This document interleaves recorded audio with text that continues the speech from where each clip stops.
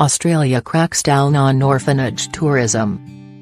Australia has become the first country in the world to recognise so-called orphanage trafficking as a form of modern-day slavery. The legislation forms part of a wider drive to stop Australians taking part in volunteerism schemes which harm rather than help the children. It is estimated 80% of children living in the world's orphanages have at least one living parent.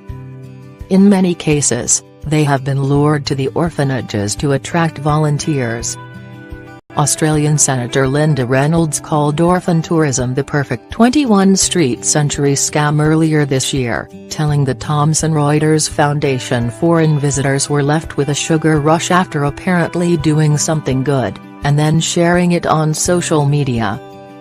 But many fail to realize their good deed is in fact fueling an industry based on child exploitation in numerous countries around the world.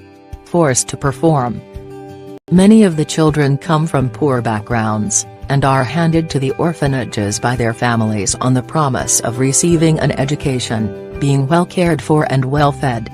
The reality is, the children are used to raise money that often ends up in the pocket of the orphanage director, Chloe Setter, senior advisor on anti-trafficking and volunteerism at Lumos, a charity working to end the problem of children living in poor-quality institutions, explained.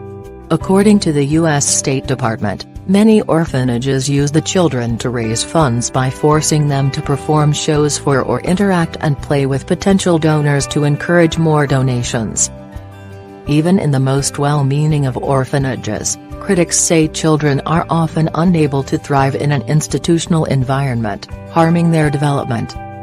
Ms. Setter now hopes other countries will follow in Australia's footsteps. Australia's legislation will help to take orphanage trafficking out of the shadows and put it in the spotlight on the global stage, she said.